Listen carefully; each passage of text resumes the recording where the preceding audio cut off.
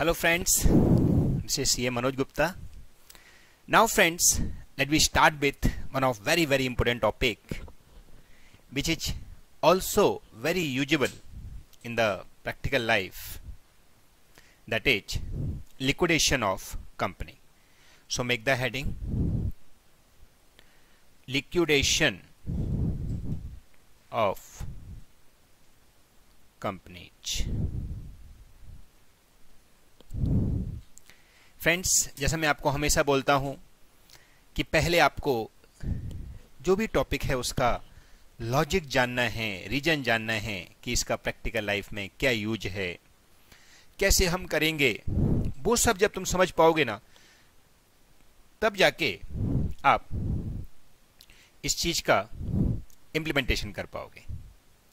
तो फ्रेंड्स, ये जो लिक्विडेशन ऑफ कंपनी है उसका मतलब क्या होता है? सिंपल वर्ड में एकदम, यस, कंपनी को खत्म कर देना। जैसे जब कंपनी चालू की थी, अब वो कंपनी खत्म हो गई। क्यों खत्म हो गई? कुछ भी रीजन हो सकता है। मे बी कंपनी ने कुछ फ्रॉड कर दिया, मे बी कंपनी लॉस में चल रही है, मे बी कंपनी उस बिजनेस को इलीगल बना चुकी है, गवर्नमेंट ने उस बिजनेस को इलीगल डिक्लेयर कर दिया है, मे बी कंपनी का मूड नहीं है। बराबर हजारों रीजन हो सकते हैं। हमको रीजन से लेना देना नहीं है। हमको यह सोचना है कि एज अकाउंटेंट हम क्या करेंगे जब कंपनी हमारी प्रॉब्लम में चली गई है, तो हम उसको कैसे खत्म करेंगे। उसका भी प्रोसीजर है। जैसे हम कंपनी जब बनाते हैं तब उसका प्रॉपर रूल होता है, you know how to make any company. Yes, ऐसे ही जब कंपनी बनके रेडी हो चुकी है तो उस कंपनी को खत्म करने का भी रूल रेगुलेशन होता है। ऐसे खत्म नहीं कर देंगे। आप बोलोगे सर क्या रूल रेगुलेशन? सब असेट्स को रियलाइज करेंगे। ऑब्वियस, हमारी असेट्स तो हम बेचेंगे ही ना, और सबको फेयर हिसाब से रियलाइज करेंगे। मतलब ऐसा नहीं है कि हम कुछ भी कोई असेट्स हमारे किसी फ्रेंड को दे दें, ऐसा कुछ कर दें, वो सिस्टम अलाउ नहीं है। तो हम क्या करेंगे? सिस्टमेटिक वे में करेंगे। आप बोलो सर रियलाइज तो ठीक है, लेकिन लाइब्रेरीज तो सारी की सारी आ जाएगी इकट्ठी, बोलेगी हमको दो हमको दो। बिल्कुल सही बात है, लाइब्रेरी सारी आ जाएगी इकट्ठी।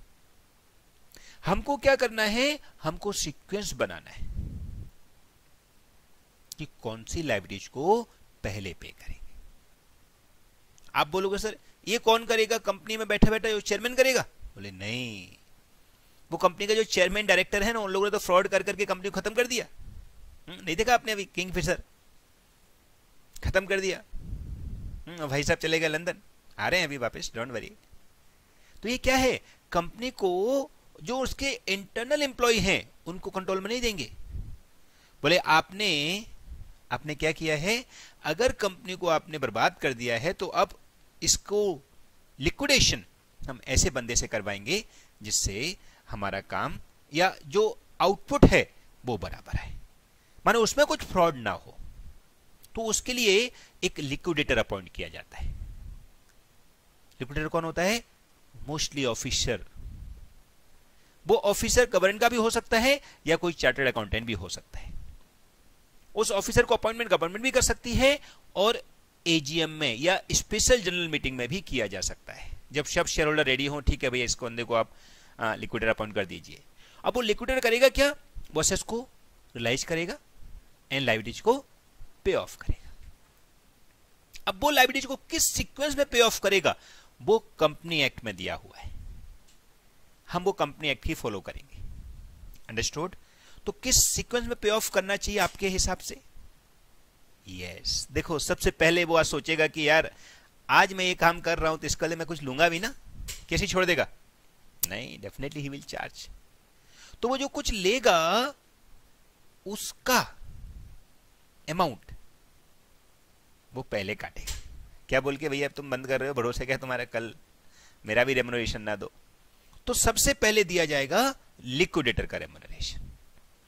उसके खर्चे होंगे वो भी दिए जाएंगे, क्योंकि लिक्विडेशन करना है तो वो भी प्रोसेस करनी पड़ेगी ना, ऐड देना पड़ेगा, लोगों को बुलाना पड़ेगा, लोग आएंगे तो उनको बिठाना मिटालना भी पड़ेगा, खाना पीना भी खिलाना पड़ेगा। यस और नो? सो वो सारी चीजें हमको अरेंज करनी पड़ेंगे। तो लिक्विडेशन एक्सपेंस एंड लिक्विडेटर खुद का जो ये काम करेगा उसका रेम्युनरेशन वो सबसे पहले काटेगा। बोले उसके बाद मैं देखूंगा आगे की चीज। बराबर, ओके। फिर क्या काटेगा? फिर गवर्नमेंट ने नाम दिया है प्रेफरेंस क्रेडिटर्स का। आप बोलो सर ये क्या होते हैं प्रेफरेंस शेयर? आई से प्रेफरेंस क्रेडिटर्स यानी ऐसे लोग जो कंपनी में काम कर रहे थे या गवर्नमेंट का कुछ पैसा ड्यू है उसको तुम पहले दो। आप बोलोगे क्यों? क्योंकि गवर्नमेंट बोलती है, जब हमने कंपनी फ्रेम करवाई थी तब भी हमारा ऑब्जेक्टिव यही था कि जो बेसिक लोग हैं, जो उसके लेबर हैं, वर्कर हैं, एम्प्लॉय हैं, उन लोगों को कभी कोई नुकसान ना हो। इसके लिए हमने बहुत सारे अकाउंटिंग स्टैंडर्ड भी बना के रखे हैं, रूल रेगुलेशन भी बना के रखा है। तो उन सब चीजों को ध्यान में रखते हुए हमने आपको रूल बना के दिया था। वो रूल क्या था कि इन लोगों को तकलीफ नहीं होनी चाहिए। तो अब जब लिक्विडेशन हो रहा है तो इनको भी तकलीफ अभी नहीं होनी चाहिए। तो किसको दिया जाएगा सेकंड नंबर पे? Preference creditors. इसमें कौन कौन से क्रेडिटर्स इंक्लूड होते हैं? Yes, government dues and workers due. Worker include employ also, क्योंकि एम्प्लॉय भी फ्रेंड्स वहीं पे काम करते बेचारे, 24 आवर्स उधर ही काम कर रहे हैं, तो वो कैसे काम करेंगे? बराबर। सो इसके लिए आपको ये देखना पड़ेगा कि वो जो लिक्विडेटर हैं उनकी रेम्युनरेशन वो पहले दे दो। फिर जो प्रेफरेंस क्रेडिटर्स हैं जिसमें worker due, employ due and government due आ जाएगा, उनको दे दो। उसके बाद में सिक्योर्ड लायबिलिटीज। आप बोलोगे ये कौन होते हैं? जो मॉर्गेज एसेट्स रख के रखे हैं, कोई एसेट्स को हमने मॉर्गेज रख के रखा है, उसके अकॉर्डिंग उससे पैसे लेने हैं, उनको पहले दो। लेकिन उनको जनरली देना जब होता है जब वो मॉर्गेज एसेट्स को सेल करेंगे। बराबर। लेकिन जब मॉर्गेज एसेट्स को सेल किया, उसको देने से पहले जो सिक्योर्ड लायबिलिटी उसको देने से पहले प्रेफरेंस क्रेडिटर्स को देना पड़ेगा, रेम्युनरेशन देना पड़ेगा उसका। वो भी याद रखना है, अगर हमने सबसे पहले उसको ही सेल कर दिया तो हमको ये भी पे करना पड़ेगा, पहले रेम्युनरेशन भी पे करना पड़ेगा, यानी कि लिक्विडेशन एक्सपेंस भी पे करने पड़ेंगे एंड प्रेफरेंस क्रेडिटर्स को भी देना पड़ेगा। उसके बाद ही सिक्योर्ड एसेट्स में से सिक्योर्ड बाकी के लोगों को पैसा दिया जा सकता है, यानी कि सिक्योर्ड लोन को पैसा दिया जा सकता है जिसके अगेंस्ट में मॉर्गेज रख के रखा है हमने एसेट्स को। ओके, तो पहला आया लिक्विडेटर रेम्युनरेशन या बोल सकते लिक्विडेशन एक्सपेंस, सेकेंड आया प्रेफरेंस क्रेडिटर्स, थर्ड आया सिक्योर्ड लोन, फोर्थ आएगा debenture. Debenture is also secured basically, but debenture have the floating right. Floating right समझते हो? तो फ्लोटिंग राइट मतलब उसके पास सब एसेट्स पे राइट है, लेकिन अगर कोई स्पेसिफिक एसेट्स हमने लेके रखी है, क्या बोला मैंने? अगर कोई स्पेसिफिक एसेट्स हमने लेके रखी है तो वो स्पेसिफिक एसेट्स को जो सिक्योरिटी देके रखी है हम उसको लोन को पहले पे करेंगे, और वो लोन को पे करने के बाद में फिर जब पैसा बचेगा तो हम किसको देंगे? यस, तो फिर हम लोग बाकी के नेक्स्ट को देंगे। लेकिन डिवेंचर को पे करने से पहले हम लोग सिक्योर्ड जो स्पेसिफिक है उसको जरूर पे करेंगे, लेकिन अनसिक्योर्ड को बाद में पे करेंगे। ओके, सो डिवेंचर होल्डर आ गए, उनको पे कर दिया, उनको फ्लोटिंग राइट है, उन पे सब एसेट्स पे राइट होता है थोड़ा थोड़ा, लेकिन सिक्योर्ड एसेट्स वाले को स्पेशली राइट होता है कि भाई मेरे पास ये मॉर्गेज एसेट्स है, मैं इसको जब भी छोड़ूंगा जब मेरा पैसा दे दोगे, तो उसको बेचते टाइम उसको पैसा देना पड़ेगा, subject to preference creditors and liquidator remuneration. Okay, फिर आती है बारी अनसिक्योर्ड क्रेडिटर्स की। अनसिक्योर्ड क्रेडिटर्स में कौन कौन आ जाएगा? क्रेडिटर्स, जनरल वाले, और भी कोई आउटस्टैंडिंग एक्सपेंस वगैरह है जो भी पड़ा हुआ है वो सब अनसिक्योर्ड में आ जाएगा। उसके बाद बारी आती है शेयर होल्डर की। शेयर होल्डर में पहले किसको देंगे? यस ऑब्वियस, प्रेफरेंस क्रेडिटर्स को देंगे पहले, लेकिन प्रेफरेंस शेयर होल्डर को, प्रेफरेंस क्रेडिटर्स नहीं सॉरी, प्रेफरेंस शेयर होल्डर को, और लास्ट में बचेगा तो इक्विटी शेयर होल्डर को। ओके, तो कंपनी बंद ऐसी नहीं हो जाएगी। कंपनी बंद करेंगे तो असेट्स को रियलाइज करके लायबिलिटीज को पे करेंगे। किस सीक्वेंस में पे करेंगे? चलो एक बार बता सकते हो सब लोग? यस, सब लोग बोलेंगे। सबसे पहला बोलो रेम्युनरेशन, और आप बोल सकते हो लिक्विडेशन एक्सपेंस, तो लिक्विडेटर एक्सपेंस हो जाएंगे, लिक्विडेशन एक्सपेंस हो जाएंगे। सेकेंड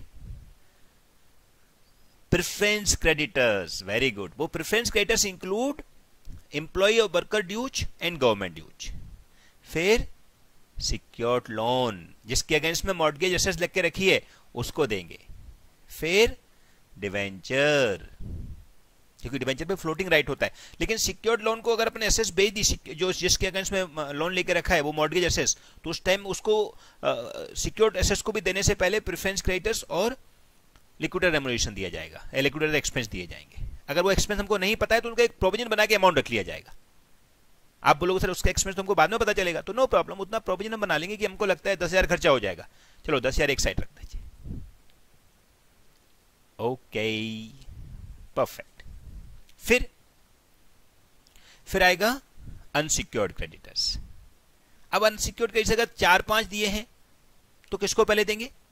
अरे रेशो में बांट देंगे, उसमें क्या हो गया।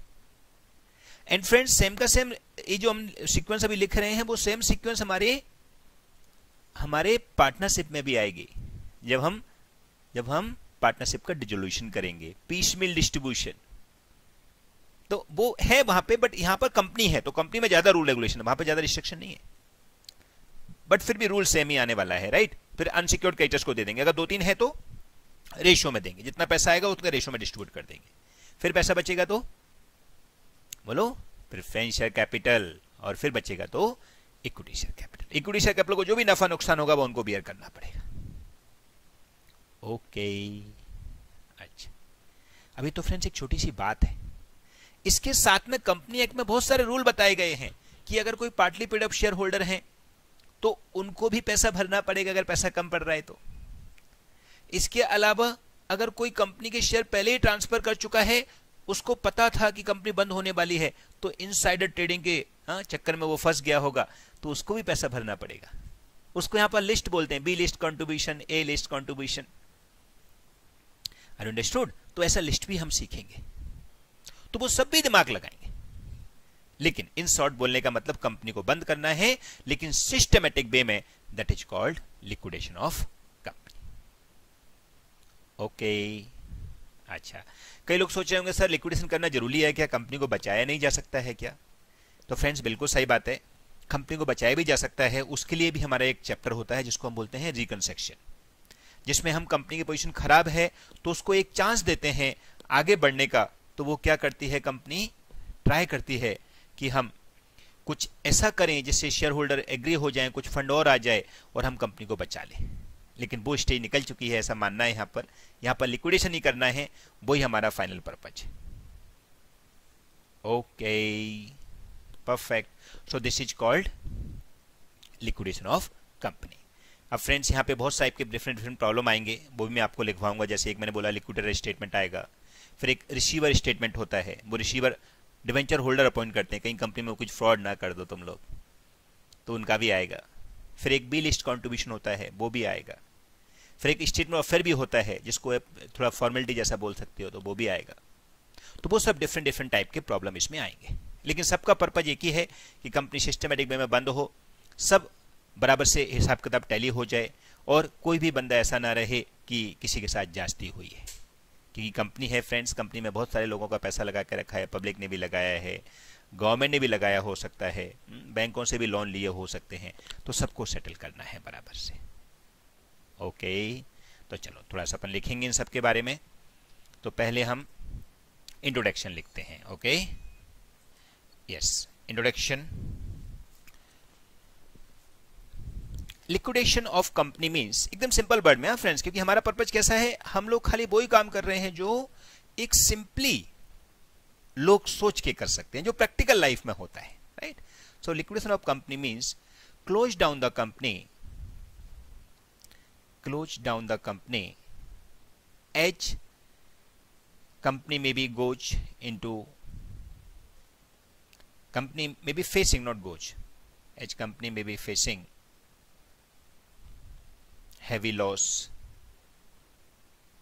some government restriction,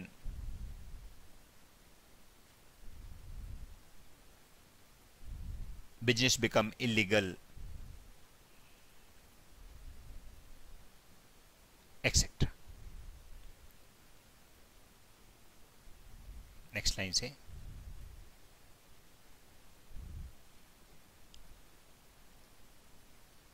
company frame is very special procedure. Company framing is very special procedure. We have to follow all Company Act 2013 rule In same way, we have to follow all rule as per Company Act 2013. In the same way,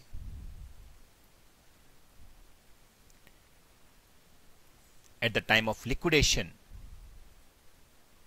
we have to follow the all rules regulation of Company Act 2013.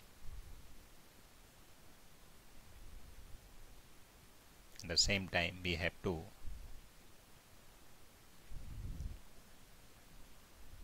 follow all rule, right? Okay, all rule of Company Act 2013. Basically जो अपन rule at the time of liquidation follow कर रहे थे, अभी भी हमको follow करने हैं. इन शॉर्ट बोलने का मतलब सिंपल इतना है. ठीक है, नेक्स्ट लाइन से, for that we have to take care that all assets and liabilities, for that we have to take care that all assets and liabilities should be settled in proper way, should be settled in proper way. For that we appoint one liquidator. For that be appoint. अब be appoint means shareholder, government और may be some specific debtors या creditors, जिन लोगों को लगता है कि तुम फ्रॉड ना कर दो, वो स्पेशली लिक्विडेटर अपॉइंट करेंगे. लिक्विडेटर स्लैश रिसीवेबल, रिसीवर बोलते हैं, रिसीवेबल नहीं, रिसीवर स्लैश रिसीवर, बरोबर. Who take care to realise all assets, who take care to realize all assets at good value, and pay off to the liabilities as per following sequence. ये sequence हम liquidator में भी लिखेंगे, but यहां पे हम ऐसे ही लिख रहे हैं जिससे पता रहे लिक्विडेशन कैसे करना है. एज पर फॉलोइंग सीक्वेंस किसको देंगे बताइए सबसे पहले.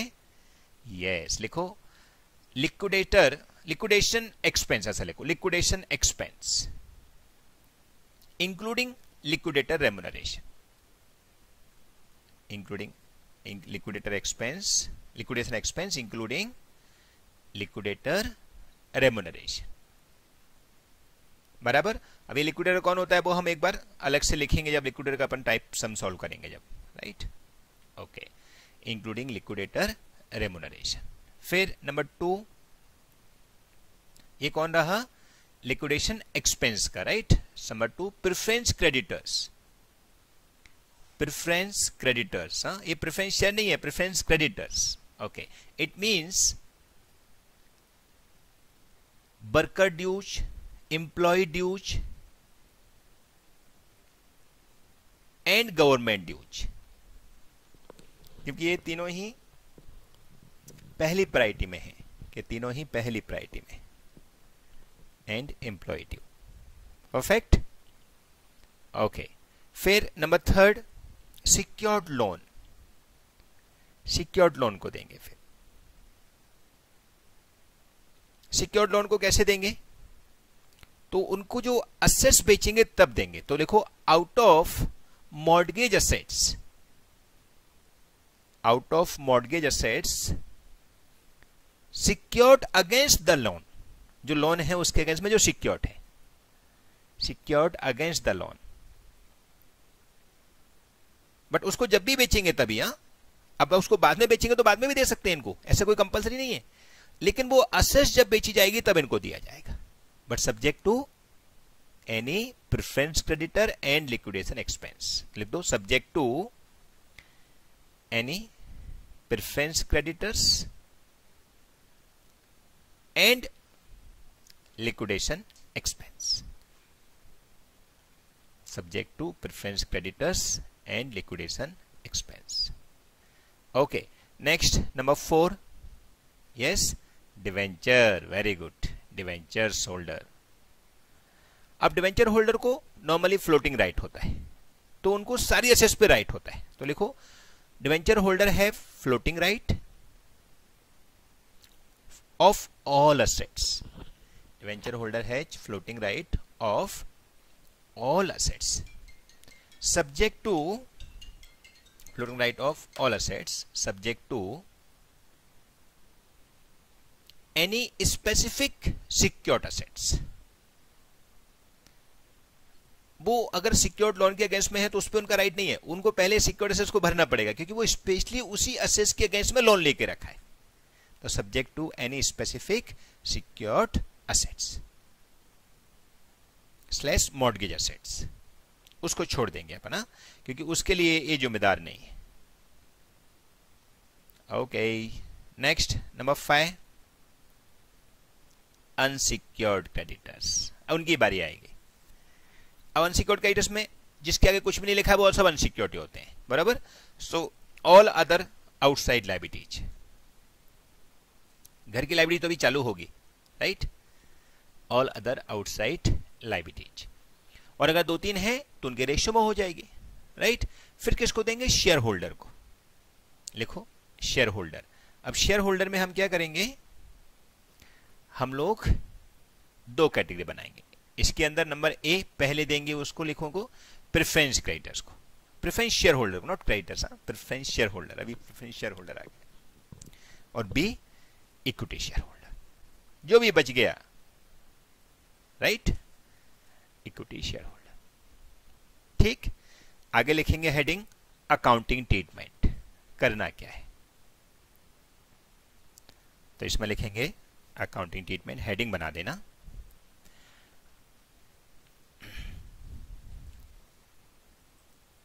वो अकाउंटिंग ट्रीटमेंट, तो लिखो main account treatment is to close down company books in good way,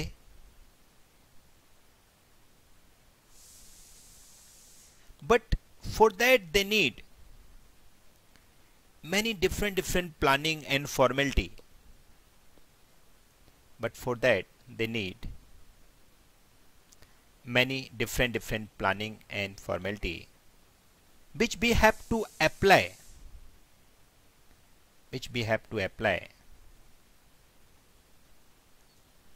as it is, क्योंकि फॉर्मेट भी है फ्रेंड्स, कंपनी रूल है तो उसके लिए उसके हिसाब से करना पड़ेगा।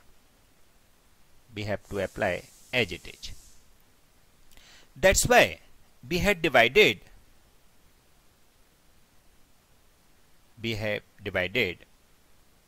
different types of questions in liquidation of company। ठीक है, मतलब आप बोल सकते हो किस किस टाइप के क्वेश्चन आएंगे, क्या क्या कैटेगरी है, वो सब हमने यहां डिस्कस करनी है। तो लिखो नीचे से types of problem slash questions, types of problem slash questions cover under this chapter, जो हमको करने हैं। ठीक है, नंबर 1 लिक्विडेटर स्टेटमेंट, वो हमको एक बनाने को आएगा। इसको हम बोलते हैं liquidator final statement, liquidator final statement of account, liquidator final statement of account, ये जो प्रोफेशनल नाम है वो स्टेटमेंट ऑफ अकाउंट, बराबर। ये स्टेटमेंट का टी नहीं काटा है आपने, हाँ परफेक्ट।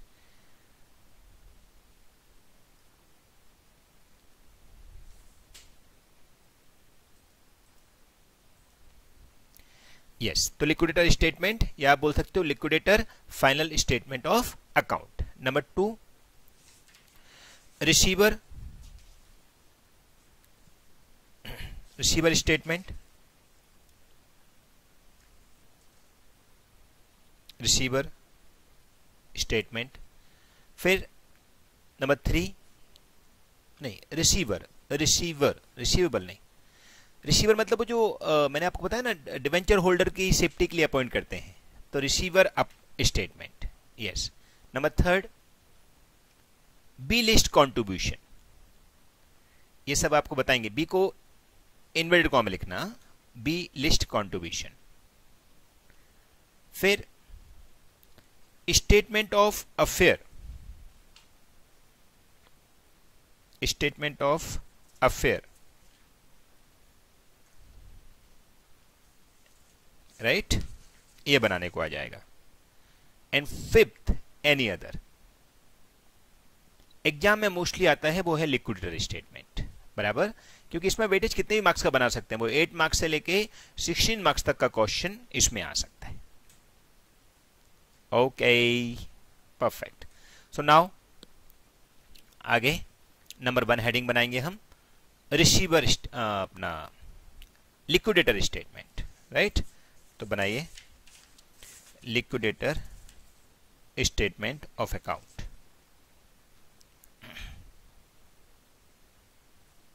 फाइनल अकाउंट ऐसा बोल सकते हैं, स्टेटमेंट ऑफ अकाउंट। देखो ये क्या है, मैंने अभी बताया आपको कि लिक्विडेटर जो बंदा है वो अपॉइंट किया जाता है बाय द कंपनी और may B by the government, जो ये सब क्या ध्यान रखेगा कि हमारे साथ कोई जास्ती ना हो, कोई असेट्स लायबिलिटीज का मिसयूज ना किया जाए, उन सब चीजों पे दिमाग लगाएगा, राइट। तो लिखो, liquidator is the person who appointed by either government or shareholder, who appointed by either government or shareholder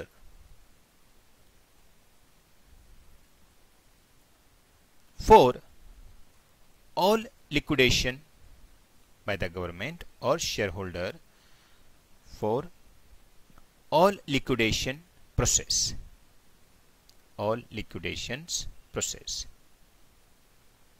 बरोबर। मोस्टली लिक्विडेटर आर सीए, ऐसा मैं जनरल बता रहा हूं आपको, mostly liquidator are chartered accountant, ठीक है। नेक्स्ट लाइन से, liquidator responsibility is, liquidator responsibility is he will take care for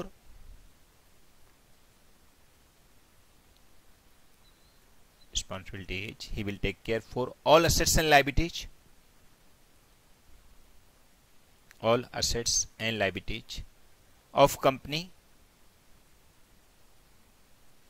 and sell and realize these assets liabilities with good faith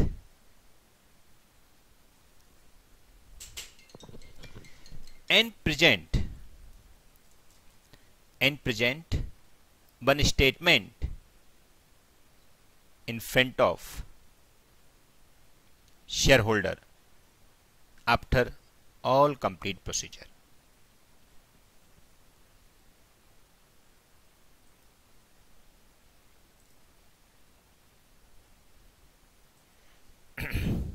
This is known as liquidator statement, ठीक है। Next line से heading format, इसमें लिखेंगे it is same as normal cash account, it is same as normal cash account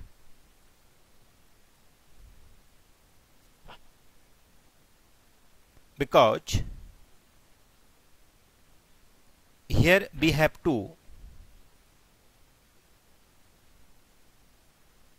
simply write receive amount and whatever we had paid. Here simply we have to write receive amount and whatever we had paid in the columnar form. Mean जैसे receive payment account होता है ना, वैसा बना देंगे, like a receive payment account in columnar form, like a receive payment account, like a receive payment account. Okay, so this is the system for the receive payment, ठीक। Next line से लिखेंगे format, वो format लिखा हुआ है अपन ने, खाली लिख दो ऊपर statement showing liquidator statement of account, liquidator statement of account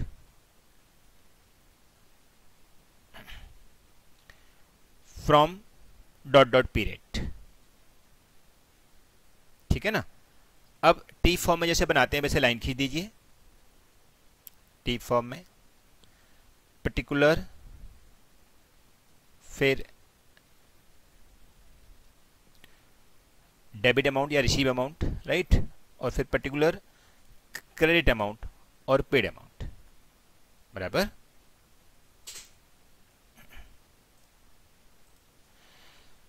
okay, so particular debit, particular credit, और पर्टिकुलर की जगह हम रिसीव भी लिख सकते हैं, तो पर्टिकुलर की जगह स्लैश रिसीप्ट और उधर स्लैश पेमेंट।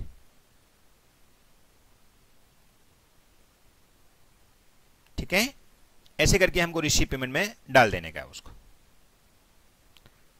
Understood, okay. सो ये हो गया हमारा अमाउंट। अब क्या क्या पैसा आएगा बताइए मेरे को। तो सबसे पहले तो ओपनिंग कैश पड़ा होगा, तो लिख दो टू कैश बैलेंस, फिर to realise from other assets, बराबर ना, उसके नाम लिखते जाएंगे हम जैसे जैसे पैसा मिलेगा। अभी हम एक एग्जांपल लिख रहे हैं, रिलाइज फ्रॉम अदर एसेट्स का नाम जो भी लिखेंगे, प्लांट से मिल गया इतना, डेटर से मिल गया इतना, वो सब नाम लिख देंगे, राइट। सो वो सब रिलाइजेशन हो जाएगा हमारा।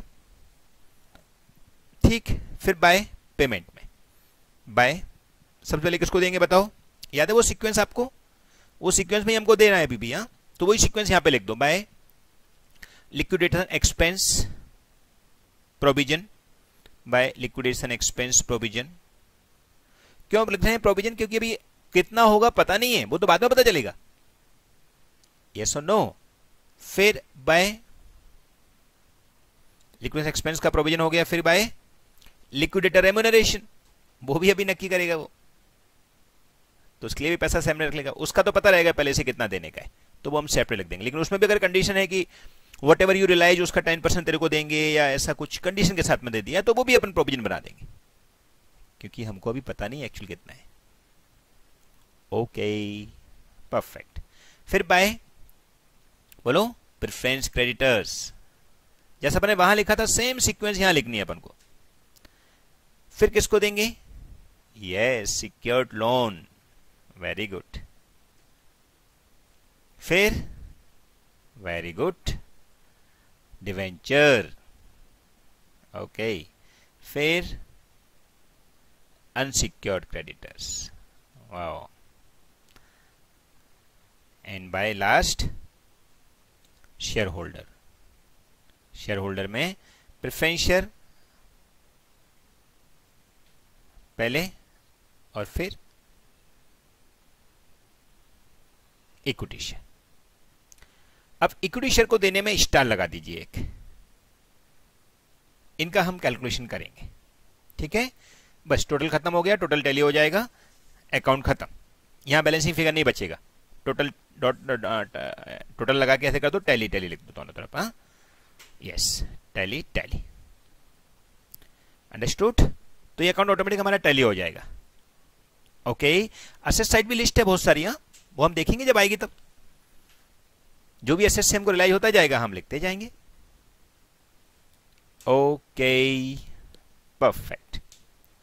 अभी कैसे सिस्टम बनाएंगे, तो ये हमारा लिक्विडेशन स्टेटमेंट बन गया। अब इक्विटी शेयर होल्डर को पेमेंट करने की थोड़ी सी कैलकुलेशन हमको करनी पड़ती है, वो क्या होती है जरा मैं आपको बताता हूं। क्या होता है फ्रेंड्स, कई बार डिफरेंट डिफरेंट टाइप के शेयर होल्डर होते हैं, जैसे कुछ पार्टली पेड अप हैं, कुछ फुली पेड अप हैं, कुछ ऐसे हैं जिनका फेस वैल्यू अलग है, किसी का फेस वैल्यू अलग है, तो उनका पेमेंट थोड़ा हिसाब किताब से करना पड़ता है।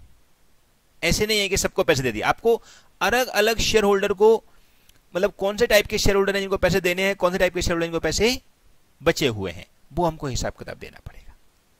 तो कैसे करेंगे, ऐसे आप सोचो सपोज 2-3 टाइप के हमारे पास शेयर होल्डर हैं, तो उनको कैसे पे करेंगे? एक तो मेरे को आइडिया दो थोड़ा सा, अपने हिसाब से कैसे पे करेंगे उनको? यस फ्रेंड्स, बहुत सही आंसर है। हमको बेसिकली जितने टाइप के शेयर होल्डर हैं, पहले तो टाइप के शेयर होल्डर होने चाहिए। शेयर मतलब मैं प्रेफरेंस का टाइप नहीं बोल रहा हूं कि प्रेफरेंसर ए प्रेफरेंसर बी, उसकी बात नहीं कर रहा हूं मैं बात कर रहा हूं इक्विटी शेयर होल्डर में टाइप है। तो हम क्या करेंगे, जितने जितने डिफरेंट टाइप के, जैसे मोस्टली कैसे आएंगे, equity share suppose 10,000 equity share 100 each 80 paid up, फिर 20,000 equity share 100 each suppose 50 paid up. तो अब ऐसे केस में पार्टली पेड अप है। तो यहां पर रूल क्या होता है वो भी मैं आपको बता दूं। कंपनी एक्ट में रूल दिया गया है कि अगर share holder fully paid up हैं तो no one can ask them any money, नहीं तो बर्बाद हो जाएंगे वो। इसलिए तो हम लिखते हैं ना company limited, you know what in by limited, कि हमारी रिस्पॉन्सिबिलिटी लिमिटेड है till our face value of share. आप समझे कुछ? माने जैसे एग्जांपल के लिए, आज नाम नहीं बोलना चाहिए लेकिन स्टिल मैं बोलता हूं, विजय माल्या जी जो हैं अभी वो छोड़ के चले गए, तो ऐसे केस में कंपनी के ओनर तो शेयर होल्डर भी हैं, मेरे पास भी शेयर हैं किंगफिशर के, तो मैं भी शेयर होल्डर हूं। तो आज एसबीआई बैंक मेरे घर पे आ जाए, बोले भाई आप भी शेयर होल्डर हो, आप भी कंपनी के मालिक हो, कंपनी ने मेरे 5,000 करोड़ का लोन का पे करना पड़ेगा आपको। मैं बोलूंगा भाई अरे क्यों, मैंने शेयर परचेज किए थे इन्वेस्टमेंट के जैसे, मेरे को क्या पता कि वो ऐसे फ्रॉड करके भाग जाएगा। Are you understood? मीन्स मैं आपको बोलना ये चाह रहा हूं कि मेरी रिस्पॉन्सिबिलिटी मैक्सिमम कितनी थी, जितना मेरा शेयर का फेस वैल्यू था उतने पैसे आप मत दो, चलेगा। सपोज मेरे पास 100 शेयर हैं, आपका जो भी फेस वैल्यू था 100 रुपए का था सपोज एक का, मैंने 10,000 रुपए आपको पे कर रखे थे, 10,000 आप मत दो, इट्स ओके, लेकिन you can not demand me your other liabilities, क्योंकि वो मेरे को पता ही नहीं है तूने कब 5,000 करोड़ का लोन ले लिया। मैं तो ऐसी शेयर परचेज कर ली, वही किंगफिशर अच्छा है, बट आपने लोन लिया वो आपका काम है। इसलिए पार्टनरशिप में पार्टनरशिप अनलिमिटेड लाइबिलिटीज होती है। अभी चालू हो गया है एलएलपी, हालांकि limited liabilities partnership, but partnership में अनलिमिटेड लाइबिलिटीज है। कैसा कि सपोज 3 पार्टनर हो, एक पार्टनर ने फ्रॉड कर दिया, तो अगर पार्टनरशिप फर्म पे कुछ नुकसान आ गया तो वो नुकसान तीनों पार्टनर को भरना पड़ेगा। अगर एक पार्टनर भाग गया है तो रिमेनिंग 2 को भरना पड़ेगा, क्योंकि वहां पर लाइबिलिटीज अनलिमिटेड है। पार्टनरशिप है, वहां पर नहीं लिखते पार्टनरशिप लिमिटेड, इसलिए चालू हो गया अभी partnership LLP, limited liabilities partnership. तो फ्रेंड्स, कंपनी के केस में क्या रूल है कि अगर तुम्हारे शेयर फुली पेड अप हैं तो आपको पैसे भरने की जरूरत नहीं है।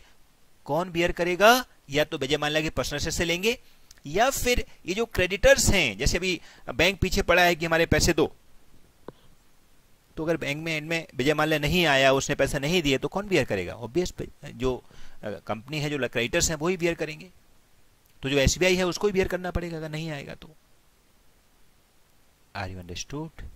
सो बोलने का मतलब आपको यह समझ जाना है कि share holder can pay only if they are partly paid up.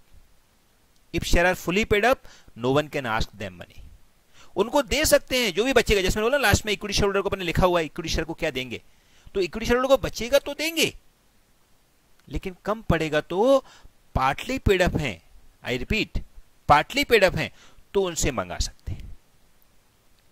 क्या बोल के कि भाई आपको आपकी जितनी फेस वैल्यू उतना तो पैसा आपको भरना पड़ेगा, that is your responsibility. Till face value of share you have to pay the money, that is your responsibility. उसको आप डिनाई नहीं कर सकते। Okay, perfect. So friends, this is the system for payment to equity shareholder. तो एक छोटा सा note लिखेंगे स्टार बना के, after payment of all liabilities including preference shareholder, after payment of all liabilities including preference shareholder, now our responsibility, no, now equity shareholder responsibility to settle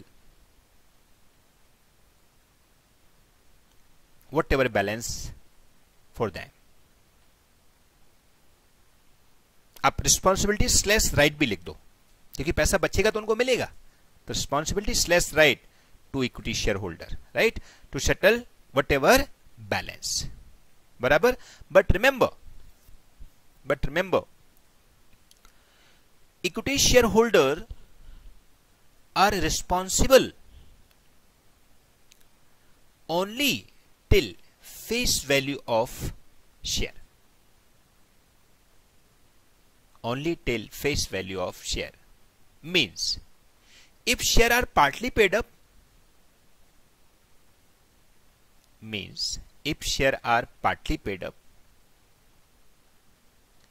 company can demand. If share are partly paid up, company can demand of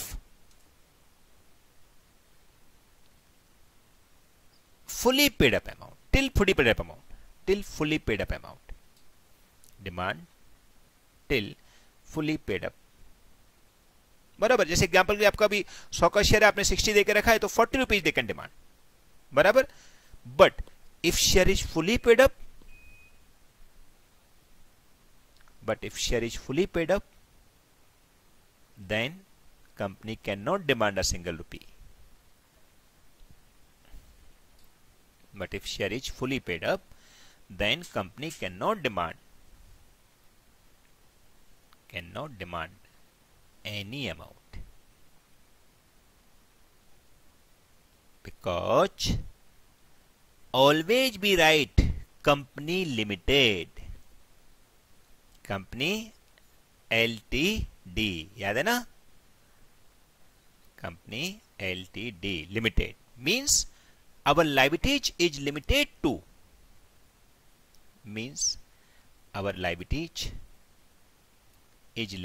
to, yes, face value of share, limited to face value of share. बराबर. that's why while distributing money among shareholder of each category,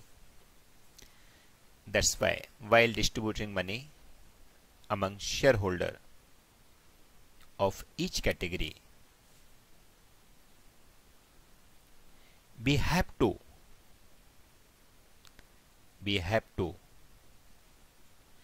take care whatever loss per share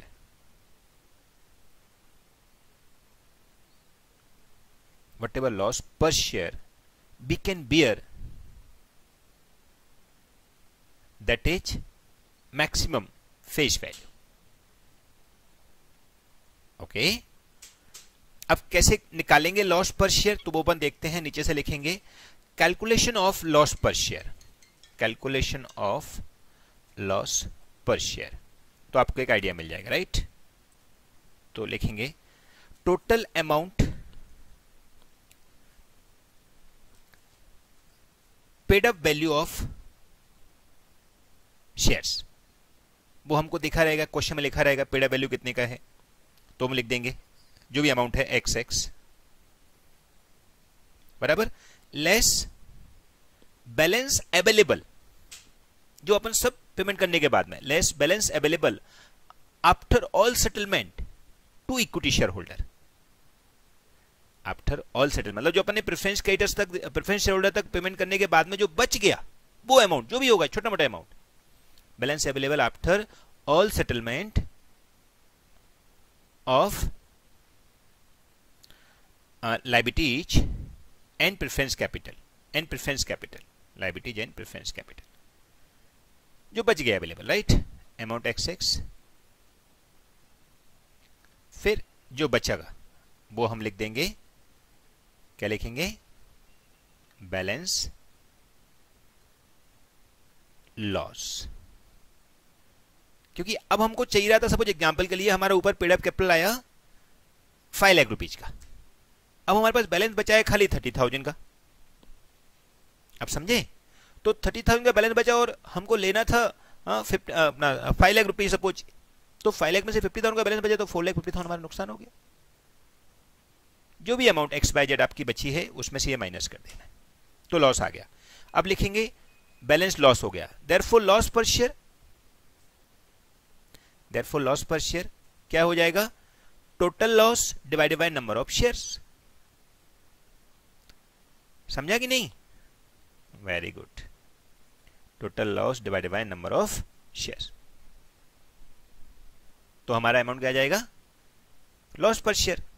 अब loss पर share में से paid up value पर share अगर हम minus कर दें तो हमको अगर पॉजिटिव आंसर आ जाए, जैसे हमारा पेड अप वैल्यू है सपोज एग्जाम्पल 60 रुपीज और लॉस पर शेयर आया सपोज 50 रुपया, तो हमको कितना मिलना चाहिए, 10 रुपीज। वही हमारा सपोज पेड अप वैल्यू है खाली 40 रुपए का और लॉस पर शेयर आया 50 रुपया, तो हमको 10 रुपए भरने पड़े। समझा? तो नेक्स्ट लाइन से लिखो, देयरफॉर पेएबल अमाउंट, पेएबल और रिसीवेबल अमाउंट पर शेयर इक्वल टू, पेएबल और रिसीवेबल अमाउंट पर शेयर इक्वल टू, नीचे से लिखेंगे paid amount, paid up amount, paid up amount, paid up amount XX less loss पर शेयर। समझा? तो ये अमाउंट हो जाएगी हमारी बचा हुआ, या तो पॉजिटिव बचेगा, अगर पॉजिटिव बचेगा तो क्या हो जाएगा, हम लोगों को मिलेगा, नेगेटिव बचेगा तो हमको भरना पड़ेगा। तो लिख दो, इफ पॉजिटिव रिसीवेबल, नेगेटिव तो payable.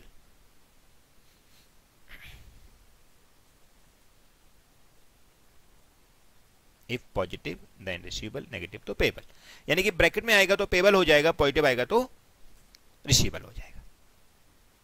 Okay, understood friends. In short हमको देखने का है लॉस कितना इनमें हमको बच रहा है या कितना हमारे पास फंड बचा हुआ है, उसमें से सबको देने का है, लेकिन कैसे देना है, जिस जिस रेशियो में बोलेंगे उस हिसाब से देते जाएंगे। माने जितना उसका पेएबल होगा उसके हिसाब से हम पे करेंगे। ओके, लेट्स डू द सम। तो आपको एक आइडिया मिलेगा। एक छोटा सा मैं रिव्यू वापस दे देता हूं स्टार्टिंग से। हम लोग लिक्विडेशन कर रहे हैं जिसमें कंपनी का खत्म करने का है, लेकिन कंपनी को खत्म करने का सच्चा सिस्टम होना चाहिए। सिस्टम कैसे खत्म होगा, उसके लिए हम लोग ये प्रोविजन बनाते हैं कि कितना लॉस बचा हुआ है, कितना असेट्स है, कितना लाइबिलिटीज है, उन सबको देखने के लिए एक लिक्विडेटर अपॉइंट किया जाता है। वो लिक्विडेटर ये सब काम करेगा और लाइबिलिटीज को पे करेगा सीक्वेंस में, जो हमने सीक्वेंस सीखी हुई है।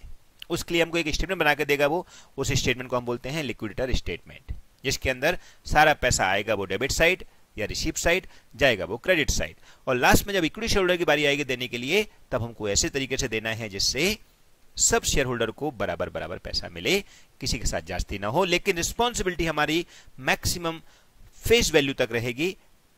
जो इक्विटी शेयर होल्डर है उससे ज्यादा रिस्पॉन्सिबिलिटी उनकी नहीं होगी। Okay, perfect. So now let's be do the question, जो आपको क्वेश्चन दिए हुए हैं।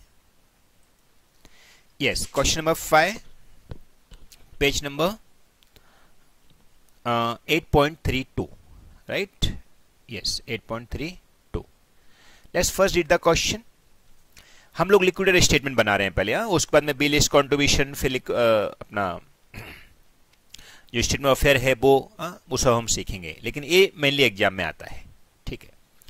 एमनेटिव resolve on 31st December 2016 that the company be found up voluntarily. The following was the trial balance extract from its books as on that date. ठीक है। तो company खराब होने जा रही है या कंपनी रिजॉल्व होने जा रही है। Equity share of 10 each 2 lakhs, 9% preference share of 10 each, फिर प्लांट। अच्छा, इसका मतलब यहाँ पर इक्विटी शेयर एक ही टाइप का है, और जब इक्विटी शेयर एक ही टाइप का है ना, तो तुम्हारी जो झंझट थी ना वो अपने लिखी थी लास्ट में, याद है आपको? इक्विटी शेयर को कैसे पे करना है, वो सब झंझट खत्म हो जाएगा। क्यों? क्योंकि वो सब उसमें प्रॉब्लम आता है जब हमको एक से ज्यादा टाइप का वो क्या देता है, एक्सपेंसेस या क्या बोलते हैं शेयर हैं, वो देता है एक से ज्यादा टाइप का। ठीक है, ओके। फिर plant less depreciation return of 85,000। ठीक है, वो इन्फॉर्मेशन है खाली, बाकी का एसेट्स का रियलाइजेशन कितना होगा वो हम देखेंगे। बुक्स में 2,15,000 का है। ठीक है। Stock and trade, trade receivable trade payable, bank balance, preliminary expense. Preliminary expense को अंडरलाइन करके रखो, इससे कुछ मिलने वाला नहीं है, ये हमारा लॉस है जो हमने राइट ऑफ नहीं किया अभी तक, राइट। ओके, फिर P&L account balance as on 1 January 2016, फिर trading loss for the year 2016, फिर preference dividend for the year 2016। अब ये प्रेफरेंस डिविडेंड हमने रिकॉर्ड कर रखा है, ये पे कर दिया है कि पे करना बाकी है, तो पे कर दिया है हमने, बराबर ना, क्योंकि एसेट साइड दिख रहा है ना, इसके लिए डेबिट साइड में है, तो एक्सपेंस हमने बना रखा है, माने हमने पे कर दिया है, ठीक है। Outstanding expense including mortgage interest, okay, फिर 4% मॉर्गेज लोन, ठीक है, टोटल, ये टोटल टैली हो गया। अब आप इसको ट्रायल बैलेंस भी बोल सकते हो, आप इसको P&L बैलेंस शीट भी बोल सकते हो, जैसा आपको लगे, क्योंकि बैलेंसेस मतलब जो बैलेंसेस बचे हुए हैं वो, अब वो ट्रायल बैलेंस के थ्रू बोलो या बैलेंस शीट के थ्रू बोलो, बात तो एक ही है। फर्क क्या पड़ जाता है, ट्रायल बैलेंस में रेवेन्यू कैपिटल एक्सपेंडिचर दोनों आ जाते हैं, और बैलेंस शीट में खाली कैपिटल एक्सपेंडिचर ही आता है। Very good, okay. आगे, on 1 January 2017 the liquidator sold M Limited plant for 2,05,000 and stock in trade for 2 lakh, okay, ये सब उसने बेच दिए, तो वो सब काम, उसका काम वही है ना, लिक्विडेटर का काम, और क्या है, ठीक है, वो सब पे कर दिया उसने। The sale was completed in January 2017 and consideration satisfied as to 2,62,200 in cash and as the balance in 6% debenture of the purchasing company issued to the liquidator at a premium of 2%। ये देखो, ये आप बोलोगे sir ये क्या आ गया, कुछ नहीं है, वो जो हमको बोलना चाहता था ना कि जो एक्सपेंस हैं वो हमने रिकॉर्ड पे कर दिए, जो रियलाइजेशन होना है एसेट्स से, वो रियलाइजेशन हमको ऐसा हो रहा है कि सामने वाली कंपनी जिसको हमने एसेट्स हमारे बेचे हैं, क्या क्या बेचा, उसको हमने प्लांट बेचा और स्टॉक बेचा, वो अमाउंट 2,05,000 एंड 2 लाख की है, उसके बदले सामने वाली कंपनी ने जिसको बेचा है, क्योंकि बेचने के लिए कोई ना कोई ढूंढना पड़ेगा ना, तो आपकी कोई कंपनी ऐसी है जो एग्जिस्टिंग है, वो कंपनी बोलती है मैं लेने को तैयार हूं, तो ठीक है भैया तू ले ले। तो अब वो लेने को तैयार है, तो वो हमको क्या दे रहा है, कैश दे रहा है और कुछ उसके डिवेंचर दे रहा है। आप बोलोगे सर हमारी कंपनी तो खत्म हो रही है, हम क्या करेंगे डिवेंचर का, अरे वो डिवेंचर जो मिल रहे हैं वो हमारे इनडायरेक्टली एसेट्स है, वो जो कंपनी ले रही है ना, वो कंपनी खत्म नहीं हो रही है। खत्म कौन सी कंपनी हो रही है, हमारी कंपनी हो रही है, जो जिसको हम अपने एसेट्स बेच रहे हैं, जिसको लिक्विडेटर अपने एसेट्स को बेच रहा है, वो कंपनी तो आगे भी काम करेगी, don't worry. Means the company which is purchasing, उस कंपनी के हम शेयर्स या डिवेंचर ले रहे हैं, तो वो किसी ना किसी को दे देंगे, कोई ना कोई तो रेडी हो जाएगा ना, क्रेडिटर्स रेडी हो जाएंगे, मे भी हो सकता है बोले हमको दे दो भाई कोई बात नहीं है, राइट, या फिर और कोई भी रेडी हो सकता है, लेट्स सी। ठीक है, आगे बढ़ते हैं। हाँ, वो 2% प्रीमियम पे इशू करेगा, बाकी के जो हैं तो नो प्रॉब्लम, उससे मतलब क्या है, थोड़ा डिवेंचर लिख देंगे हम, तो कितने डिवेंचर मिले वो तेरी प्रॉब्लम है, हमको इशू थोड़ी करने वाले हैं, वो डिवेंचर तो हमको मिलने वाले हैं एज इन्वेस्टमेंट, और वो हम किसी ना किसी को देंगे, वो बताएगा अपन को आगे ना आगे, ठीक है। The remaining steps in the liquidation were as following, okay, steps में क्या क्या लिया है, the liquidator realised 52,000 out of the book debt and cost of collection amounting 2,000।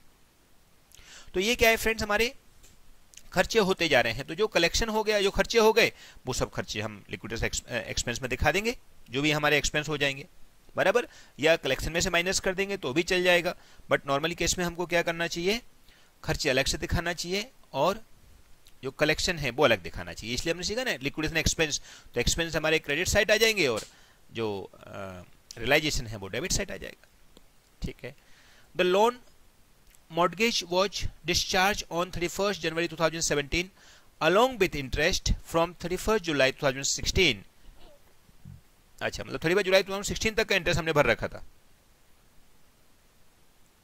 और वहां तक का इंटरेस्ट भर के रखा था, और आगे का इंटरेस्ट हमको देने का है, जो भी डेट को हमने पेमेंट किया है, तो 31 जनवरी को किया है, तो जुलाई तक का इंटरेस्ट तो भर दिया, तो जुलाई से अगस्त, सितंबर, अक्टूबर, नवंबर, दिसंबर, जैन, बस 6 मंथ का इंटरेस्ट और भरेंगे हम उसको, ठीक है।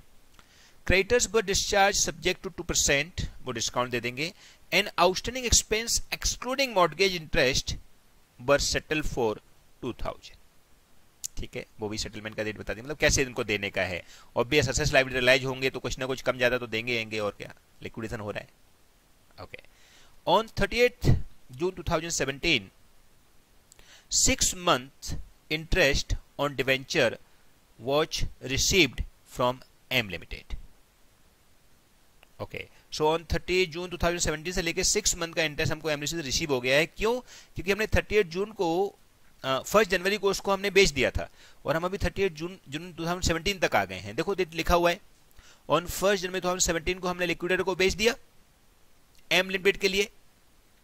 हमारे लिक्विडेटर ने एम लिमिटेड को हमारे एसेट्स लायबिलिटीज बेच दिए थे और जब से लेके 30 जून तक का इंटरेस्ट उसने हमको दे दिया। क्योंकि ये सब प्रोसेस होने में 6 महीने तो लग ही जाएगा ना, तो 6 महीने तक का इंटरेस्ट किसको मिलेगा? तो वो लिक्विडेटर को ही मिल गया, क्योंकि वो 6 महीने बाद जब अपनी रिपोर्ट प्रेजेंट करने वाला है तब तक का सारा हिसाब उसको देना पड़ेगा। वही तो है लिक्विडेटर का काम, ऐसे थोड़ी छोड़ के चला जाएगा। तो उसको सोच के समझ के सारे काम करके बराबर करके देने पड़ेंगे। ओके, लेट्स सी, आगे देखते हैं। हाँ, ये सॉल्यूशन चालू हो गया। Liquidation expense amounting to 3000 and liquidator remuneration of 3% on disbursement to member were paid on 30 June 2017। तो इसका मतलब क्या हुआ कि जो लिक्विडेटर एक्सपेंस हैं वो हमने पे करने हैं 3000 और प्लस उसका remuneration 3% on distribution of the member. Member को डिस्ट्रीब्यूशन क्या होगा? जो प्रेफरेंसर को देंगे और इक्विटी को देंगे, उसके ऊपर 3% देना है, ठीक है। बट प्रोविजन पहले ही बना लेगा वो। The preference share holder were paid out in the cash. Okay, debenture on M limited, जो एम के डिवेंचर हमने हमारी असेस बेच के लिए थे, याद है मैंने पहले पैरा में बताया आपको, भाई साहब ने असेस को बेच के सामने वाली कंपनी से कुछ कैश लिया और कुछ डिवेंचर ले लिए। अब उन डिवेंचर का क्या कर रहे हैं वो बता रहे हैं।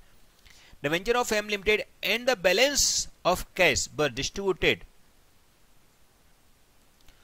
रेटिवली among the equity share holder, ठीक है। इक्विटी शेयर होल्डर को दे दिया।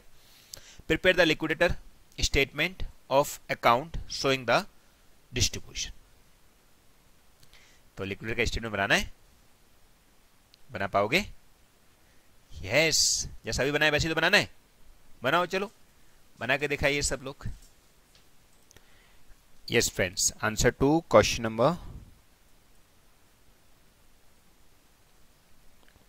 5, page number is 8.32।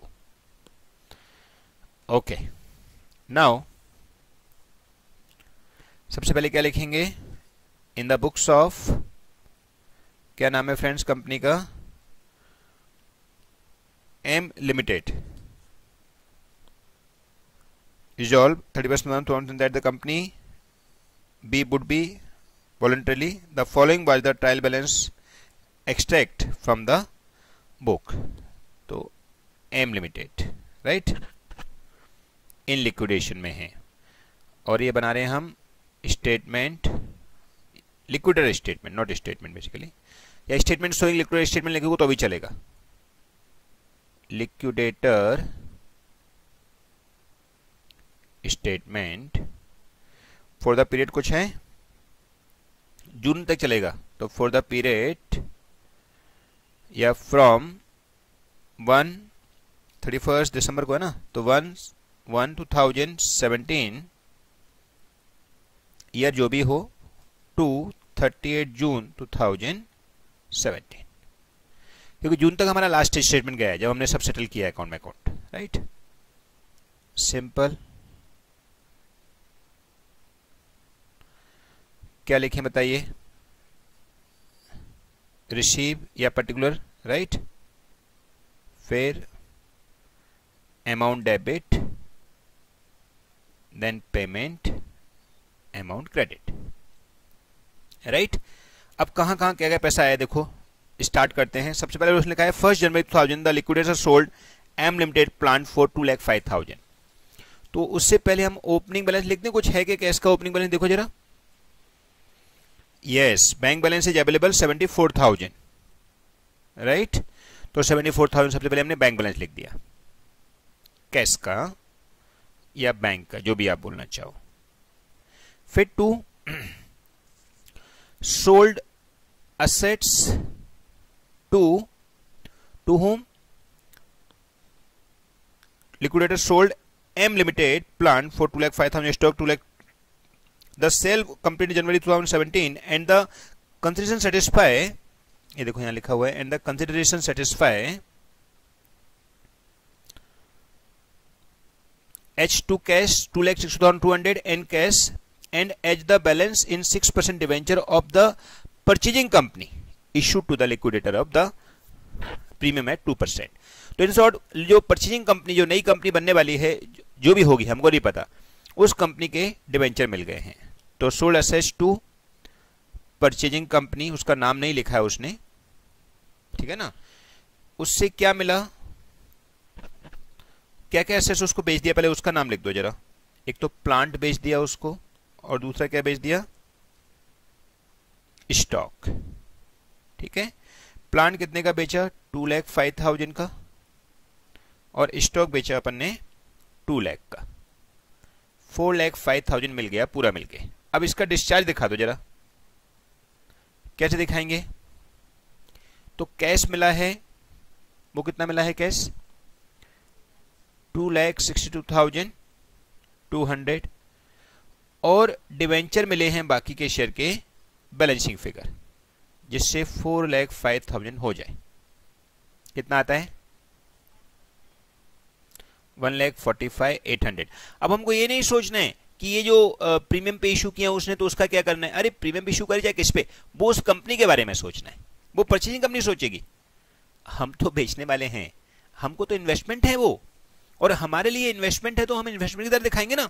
Why we think कि कितने में लिया होगा, क्या किया होगा उसने, उसके कितना इशू प्राइस है।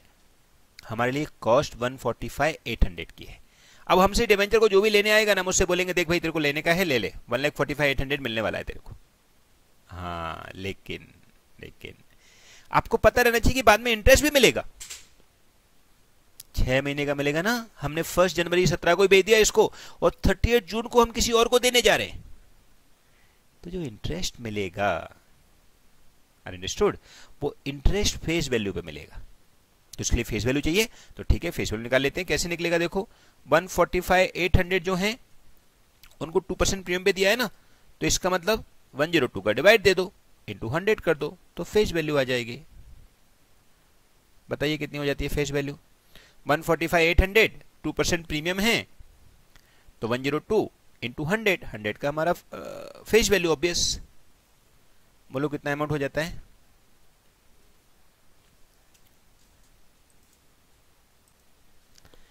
Yes friends. और ये 142,800 है फ्रेंड्स, ये 145,800 बोल दिया किसी बच्चे ने, कोई बात नहीं, 142,800 है। तो 142,800 divided by 104, 142,800 divided by 102 into 100, तो फेस वैल्यू हो गया 1,40,000 का। तो आगे से हम ध्यान रखेंगे, इंटरेस्ट वगैरह मिलना होगा तो 1,40,000 के ऊपर मिलेगा, ठीक है। अपने रेफरेंस के लिए है, बेसिकली वर्किंग नोट है हमारा, ठीक है। आगे बढ़ते हैं, आगे क्या बोलते हैं वो, the remaining step in the liquidator were as following, ठीक है। The liquidator realise 52,000 out of the book डेप्ट and cost of collection amounting 2,000। तो ये डेटर्स से मिल गया हमको इतना पैसा, तो लिख देंगे टू डेटर्स 52,000 मिल गया। अच्छा, अभी लिक्विडेशन खर्चे जो हुए हैं वो तो हमारे एक्सपेंस में इंक्लूड होगा ना, क्योंकि कुछ आगे उसने लिक्विडेशन एक्सपेंस भी दिए, देखो हमको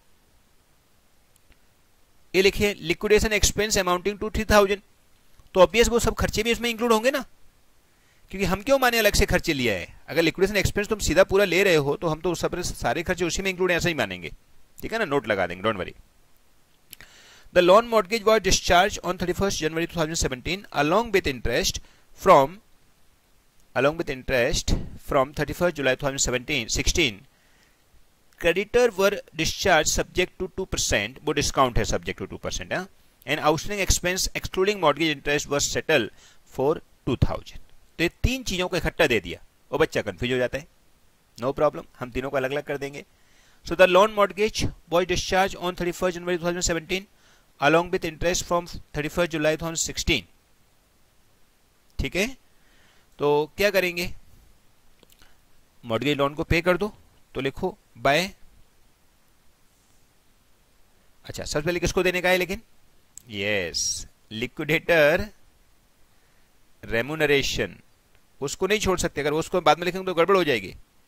फिर लिक्विडेशन एक्सपेंस, वो सब आपको मेंशन करना पड़ेगा। अब वो अपन लिख भले बाद में देंगे, लेकिन लिख के रखो पहले, हाँ ओके। फिर बाय क्या है हमारे, मॉर्गेज लोन, राइट, क्या नाम था, yes mortgage loan, mortgage loan कितना है फ्रेंड्स, ये उसने बोला है मॉर्गेज लोन विद इंटरेस्ट देना है अपन को, राइट। सो 2 लाख का तो लोन है प्लस इंटरेस्ट, कौन सी डेट को दे रहे हैं हम लोग जरा देखो, बी डिस्चार्ज ऑन 31 जनवरी, और हमने इंटरेस्ट भर रखा है 31 जुलाई 16 तक, तो 6 महीने का इंटरेस्ट और दे देंगे हम लोग। सो 2 लाख इंटू कितना परसेंट है friends, 4%, 4% divided by 6 divided by 2, 6 month का है ना इसके लिए, तो 4000। ओके ओके, देखो कुछ बच्चे बोल रहे हैं कि मॉर्गेज इंटरेस्ट जो आउटस्टैंडिंग है वो ऑलरेडी इंक्लूड है। देखो जो ऑलरेडी इंक्लूड है वो कैसा है, हम लोग उस अमाउंट की जो अमाउंट जो हमारा इंटरेस्ट हमारा आने वाला है वो हम अलग से भरेंगे नहीं, ऐसा उसने बोला है। देखो outstanding expense including mortgage interest जो अमाउंट है वो हम मॉर्गेज इंटरेस्ट की अमाउंट यहां भर देते हैं, आप समझ रहे हो। और इंटरेस्ट की अमाउंट एक बार हमने यहां पे भर दी तो क्या होगा, आगे हम अमाउंट नहीं भरेंगे फिर, समझ आया, वो सारे खर्चे हमने 2000 में निपटा देने हैं। ओके, मींस मॉर्गेज इंटरेस्ट का जो अमाउंट है वो हमको कितना भरना है, 4000 भरना है, समझ आया, समझा फ्रेंड्स। तो ये 4000 हमारा खाली इंटरेस्ट हमको भरने का है एक्स्ट्रा, और 2,04,000 ओवरऑल हमने भरे होंगे। अच्छा मैं एक बार इसको और बता देता हूं, फिर से बच्चे पूछ रहे हैं डाउट। ये देखो क्या लिखा है, the loan mortgage was discharge on 31 जनवरी 2017, बरोबर है, along with interest from 31 July 2016। मतलब क्या हुआ कि 31 जुलाई 2016 तक का ही इंटरेस्ट हमको भरना है, वहां से पहले का हम भर चुके हैं। अब जो बुक में दिया हुआ है, जो यहां लिखा हुआ है, देखो outstanding expense including mortgage interest, देखो लिखा हुआ है including mortgage interest, outstanding expense including mortgage interest जो लिखा हुआ है वो इंटरेस्ट आउटस्टैंडिंग वाला है, और आउटस्टैंडिंग वाला कब तक का है, 31 दिसंबर तक का है। इसका मतलब ये जो मॉर्गेज लोन को हम पे कर रहे हैं उस मॉर्गेज लोन के अंदर इंटरेस्ट 31 दिसंबर 2016 तक का ऊपर आ जाना चाहिए, बट वो बोलता है कि हमारा इंटरेस्ट कब से देना बाकी है, जुलाई 16 से देना बाकी है। माने जुलाई 16 से लेके 31 दिसंबर 16 तक, I repeat, from 31 July 2016 to 31 December 2016 तक इंटरेस्ट आउटस्टैंडिंग ऊपर एक्सपेंस में इंक्लूड होगा। बट हम तो उसको सारा इंटरेस्ट निकाल रहे हैं फ्रॉम जुलाई 2016 टू 31 जनवरी 2017, क्योंकि उस बंदे ने इंटरेस्ट उसके मतलब लोन का पेमेंट उसके बाद किया है या 31 जनवरी को किया है, तो इंटरेस्ट हमने भर देनी है पूरा। अब जो आउटस्टैंडिंग इंटरेस्ट है उसका काम हमारा हो चुका है पहले, क्योंकि आउटस्टैंडिंग इंटरेस्ट भी उस एक्सपेंस में इंक्लूड है। अब अदर देन एक्सपेंस इंटरेस्ट अगर कुछ बोलेगा कैसे सेटल करना है तो हम कर देंगे, जो कि उसने ऊपर बोला हुआ है, अगर आप ध्यान दो तो, ठीक है, इसके बाद ही बोलने वाला है वो, राइट। तो हम एक बार इसको यहां तक कर लेते हैं, पहले ये 4000 लिख दिया हमने, क्लियर हो गया। एक बार और बताऊं, इंटरेस्ट 31 जुलाई 2016 तक हमने पे कर दिया है, उसके आगे का 31 दिसंबर तक का आउटस्टैंडिंग ट्रायल बैलेंस में भी रहेगा, उसको भी नहीं पे करना है, क्योंकि हमने पूरा कैलकुलेशन कर दिया 31 जनवरी 17 तक, यानी कि ये इंटरेस्ट 31 जुलाई 16 से लेके 31 Jan 17 तक का है, तो अभी कुछ भी पे करने की जरूरत नहीं है। ऊपर एक्सपेंस में other than expense, other than interest हम पे करेंगे। ओके परफेक्ट, चलो तो ये मॉर्गेज लोन हो गया पेमेंट। आगे बढ़ते हैं, और क्या बोला है उसने। Creditors were discharge subject to 2% discount, तो क्रेडिटर्स को पे कर दो बाय क्रेडिटर्स। अच्छा उससे पहले डिबेंचर तो नहीं है हमारे, डिबेंचर होल्डर हैं हमारे, नहीं डिबेंचर नहीं है, तो बाय क्रेडिटर्स इनको 2% डिस्काउंट पे किया है। तो हाउ मच क्रेडिटर्स फ्रेंड्स बताइए जरा। तो ट्रेड पेबल है हमारे 75,000 के बराबर। अब सब्जेक्ट टू 2% मतलब क्या है, 2% डिस्काउंट है कि 2% प्रीमियम है। यस फ्रेंड्स, तो क्रेडिटर्स को हम 2% सब्जेक्ट लिखा है, मतलब डिस्काउंट है कि क्या है वो नहीं लिखा है, तो वी अज्यूम कि वो डिस्काउंट है। क्योंकि हम क्यों एक्स्ट्रा पे करें यार, एक तो लिक्विडेशन में जा रहे हैं ऊपर से एक्स्ट्रा पे करें आपके लिए, ऐसा हम नहीं करेंगे। सो 75,000 लेस 2%, बताइए कितना हो गया,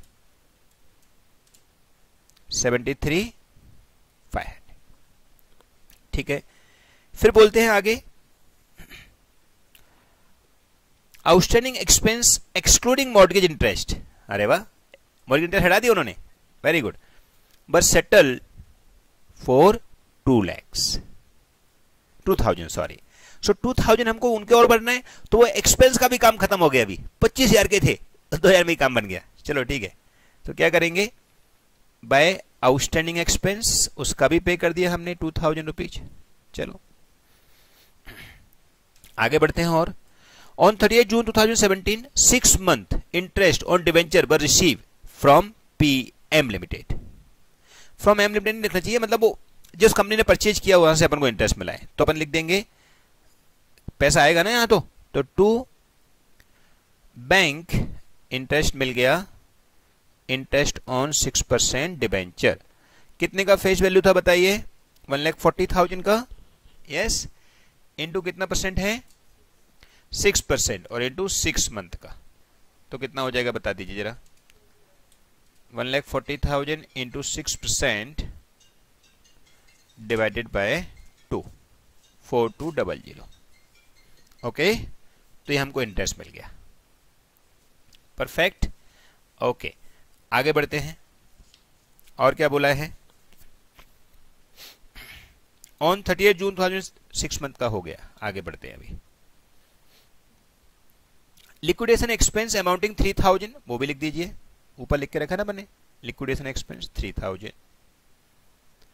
फिर remuneration 3% on disbursement of the member were paid on 30 June 2017, तो उसको पे जितना करना है उसका 3% हमको एज अ रेम्युनरेशन भरना है। तो ठीक है, पे कितना करना है अभी देखते हैं।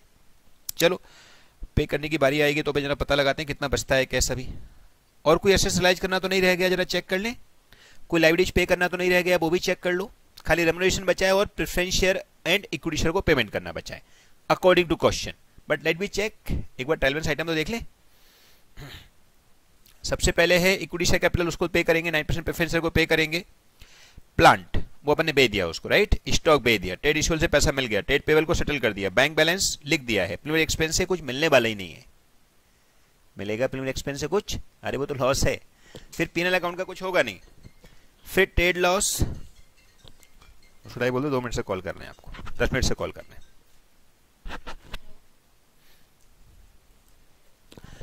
Okay fine, now trade loss for the year 2016 ये हो गया। फिर preference dividend for the year 2016 वो भी हमने पे कर दिया, उससे कोई लेना देना तो है नहीं, लॉस है वो तो। फिर आउटस्टैंडिंग एक्सपेंस का भी पे हो गया, मॉर्गेज लोन का भी पे हो गया, finish, all item are done. अभी खाली बचा है रेम्युनरेशन एंड बोलो equity share and preference share को देना। तो चलो उनको भी दे देते हैं। सो नाउ कितना बैलेंस बचेगा जरा देखते हैं। तो वर्किंग नोट बना देते हैं, एक छोटा सा working note, calculation of liquidation या लिक्विडेटर रेम्युनरेशन। ठीक है, प्रेफरेंस शेयर को हमने पूरे पैसे दे दिए। कितने दिए प्रेफरेंस शेयर को बताइए जरा, कितने के हैं प्रेफरेंस शेयर हमारे? 6% प्रेफरेंस शेयर 1 लाख के, तो लाख रुपए दे दो। और ये यहां पे भी दे दो आप, हाँ, बाय प्रेफरेंस शेयर होल्डर, उनका पूरा लाख रुपए चुका दो।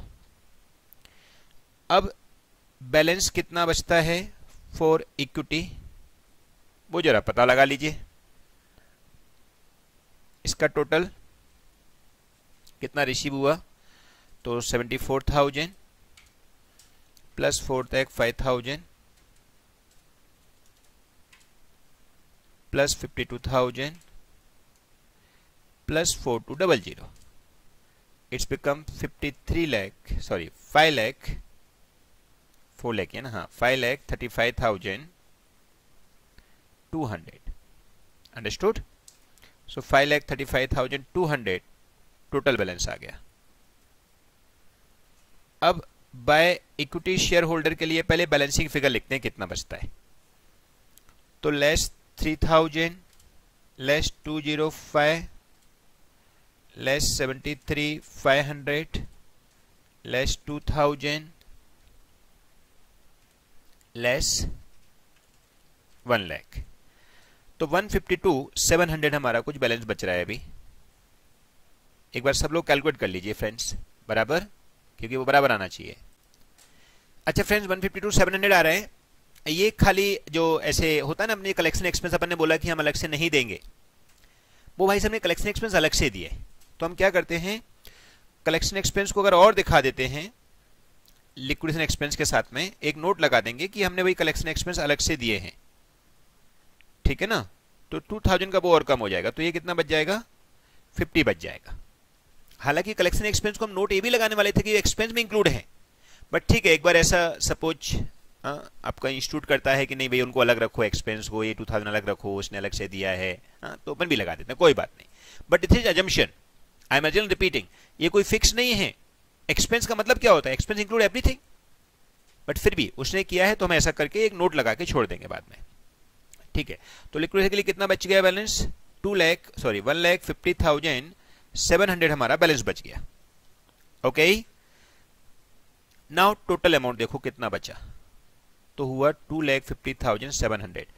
अब उन्होंने क्या बोला है, देखो एक्सपेंस के बारे में, रेम्यूनरेशन के बारे में जरा ध्यान से देखना बच्चों लोग, कि 3% on disbursement to member were paid, तो 3% जो बांटेंगे उसका मिलेगा, लेकिन ये तो पूरा फंड है, बराबर, ये पूरा फंड है, तो इस पूरे फंड को क्या करेंगे, 3% इसके ऊपर ऐसा मानेंगे कि इंक्लूडिंग है ये, यानी कि let total fund after distribution is 100 plus commission is 3% on 100, that means before distribution कितना हो जाएगा, बता दीजिए जरा मेरे को, 103 होगा कि नहीं, बोलो यस और no.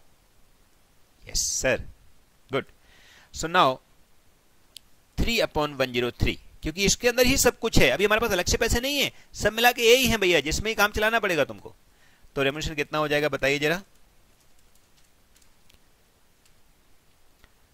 2,50,700 into 3 divided by 103, it comes to 7,302।